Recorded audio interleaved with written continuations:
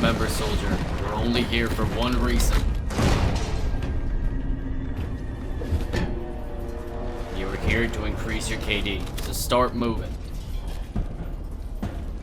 So, here you are at last. Everything has led you to this. All the missions, all the killing, brings you to us. You have to prove yourself. With blood and fire.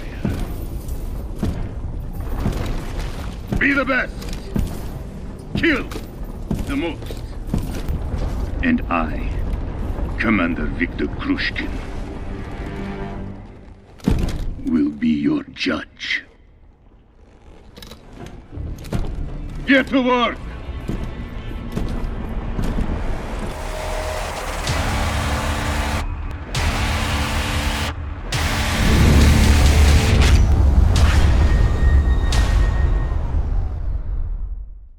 Alright, so it seems like you want to learn on how to increase your KD in Call of Duty, and if that's the case, you are definitely at the right place. My name is Pajas, and I'm going to guide you through some tips and tricks that you can use in any Call of Duty game to become a better player as well as increasing your KD. So as I said, regardless on what kind of Call of Duty game you play, it does not matter. I'm going to show you Infinite Warfare and World War II today, but these tips will work on whatever kind of Call of Duty you like to play. So I will show a jetpacking game as well as a boots on the ground game so you can get the essence of how I do this. And the strategies I use here is strategies I started to use when I started playing Call of Duty in COD 4. So I've used these strategies since COD 4 and it's always been able to kind of allow me to keep having a very high KD in all of the games. So that's what we're going to go through today. I'm going to go through playstyle, customization, what you should rock, what kind of loadouts, your classes, weapons, perks, all of that, and how you should play game modes, playstyle. It will all be covered in this video. So what I suggest you could do right now is just sit down, relax, and just listen. And I promise you that there might be something here that you haven't heard before and that this video will absolutely help you. Regardless if you're a very new player to Call of Duty or if you are an advanced player. I'm pretty sure I have some experience that you guys haven't thought of yet that can help you out. So first of all, the game mode is really important. Free-for-all. Hands down the easiest way to increase your KD. There are other game modes out there like Infected in some games that actually affect your KD, but in a lot of the games it doesn't. You can't play Infected and increase your KD at all. So generally, I always go for free-for-all, and if you've been watching my channel for a long time, you probably know that I love free-for-all, and I'm pretty good at it, and I've done a de-atomizer strike with every single weapon on Infinite Warfare on this specific mode, because I love it, and I know how to play it. It's all about manipulating the spawns, playing through the outskirts, basically never going into the middle of the map. This is super, super important. As you can see in my gameplay, the entire time, I'm always staying to the edges of the map. Right now I have an advanced UAV up, so I'm able to see where the people are at the same time as I'm running around, and I know their exact location and which way they are looking. So as soon as you have an advanced UAV, orbital VSAT, depending on what kind of Call of Duty game you play, you will always be able to know where they are, so when you get those kind of streaks, it's your time to move. But generally, I like to patrol one side of the map, as I said, never close to the middle, that is always dangerous, and I want to manipulate the spawns. I just move across the map, towards the sides, and always try to pick people off. And of course, learning the spawns is a very important thing as well, because if you know where people are spawning, and this you can learn pretty easily by just playing free-for-all a lot. Some games have ridiculous spawns, and you will learn them pretty quickly. And as you can see, we're in a brutal right now. If I had a de-atomizer strike variant on this game at the moment, I would have dropped a nuke, but I'm using the Honey Badger, one of the new variants, and I almost died right here. Was very, very lucky, and my streak is finishing off the game right here, and we end up going 30-0. And let's go into the tips right now, because you basically watch a little bit of what I was doing right there, but let's just go in more to detail while we start this next free-for-all game here, where we'll go for the K-bar weapon, which is probably one of the most reliable guns in this game. When it comes to guns, I really recommend the K-bar, the NV4, or the Type 2 are probably one of the best weapons in Infinite Warfare.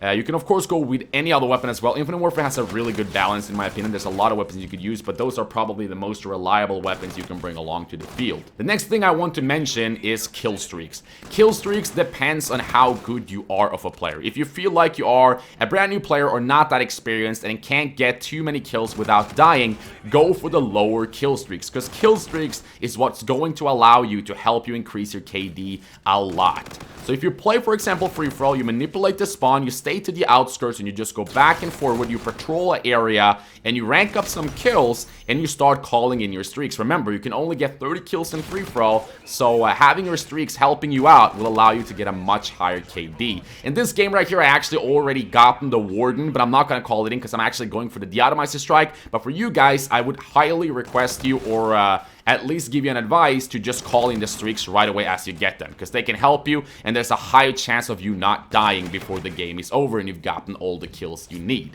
So, in Infinite Warfare, the best way you can do this is either use a combat rig that you are very in love with, like, for example, Merc, that allows you to get a heavy armor, or kinetic armor, as it's called in Black Ops 3, or in this game, it's called reactive armor, which allows you to have more health, but it takes a while before you earn that. But if you feel you get in a lot of gunfights that you're not that comfortable with, using Merc could be a really, really good thing for you, because then you have more health and a bigger chance of winning your gunfights. But in this gameplay right here, as you see, I am using probably my favorite combat rig to increase my KD, which is the Warfighter, and I'm using the combat focus, which allows you to get more XP, or basically more score per every single kill. So if you kill somebody while you have that active, it will allow you to earn 200 points per kill instead of 100, which allows you to get streaks so much faster. What I usually try to do, if you can do this, is to try to earn my streaks, and I always recommend to run an advanced UAV, because you know where they are at all times.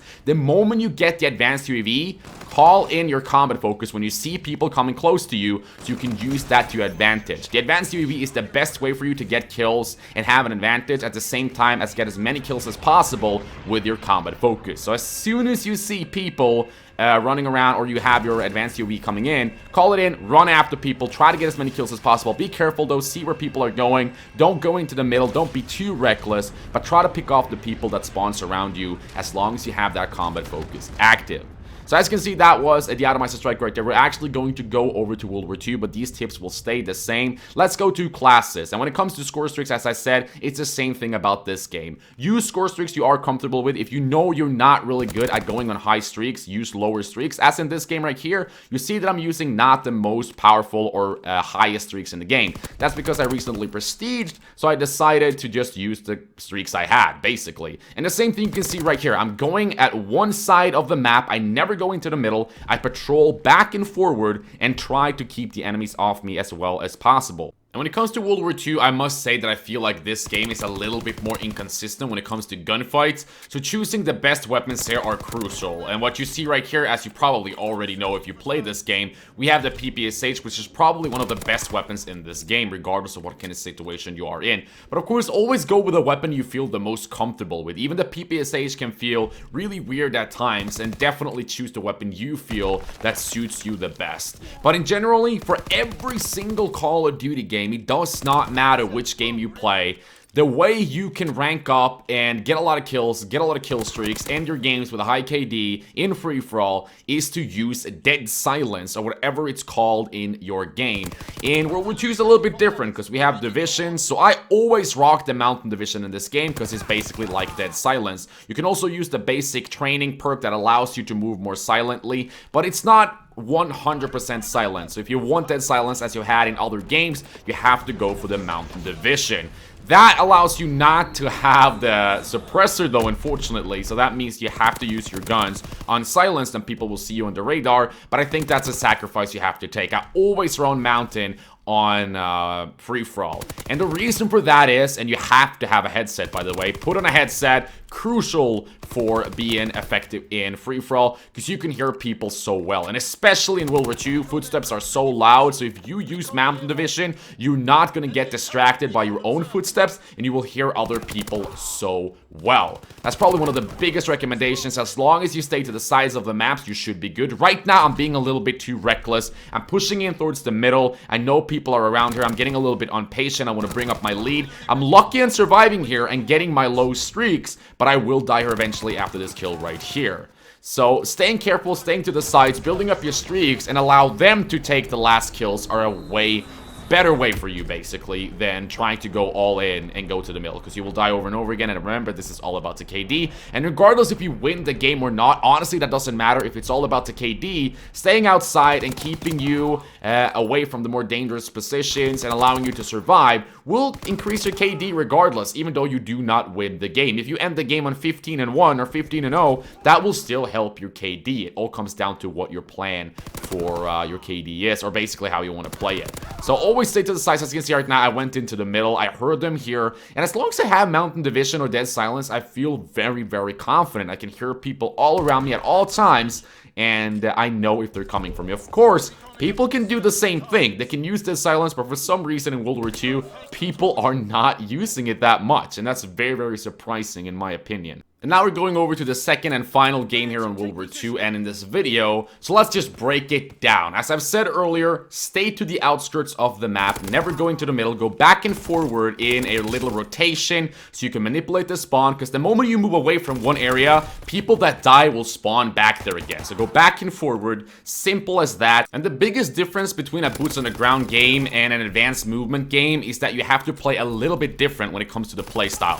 When it comes to boots on the ground, you have to do as I said, go from location to location, try to rotate the map on the sides and manipulate the spawns, but try to do it going from a head glitch to a head glitch or to a more advantage point.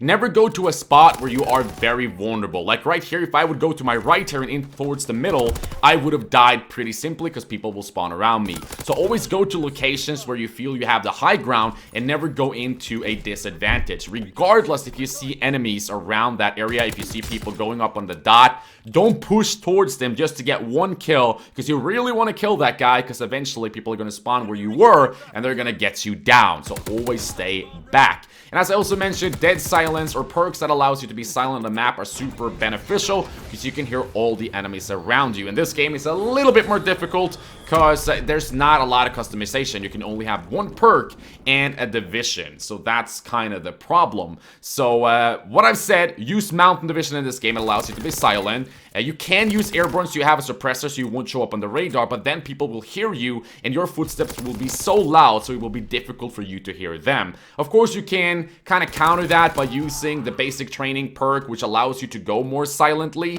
but at the same time, it's not completely silent. When you run, people can hear you a little bit, and at the same time, it doesn't allow you to use, for example, primed or other basic trainings that allows you to go on higher streaks, have more attachments to your gun, get streaks faster. Like, I don't remember what it's called in this game. I think it's called Ordnance, which is basically the same as Hardline in other games where you get streaks faster. You can also use, of course, Scavenger, which allows you to get more ammo, so you can always use your same gun at the same time. That is the option you have to go for and find what's most comfortable for you. But the biggest and important thing when it comes to boots on the ground is going from an advantage point to an advantage point. Find a rotation that works for you and just try to repeat that. And remember, even though people are taking the lead away from you, don't care about that. Build up your streaks and let your streaks allow you to take back the lead.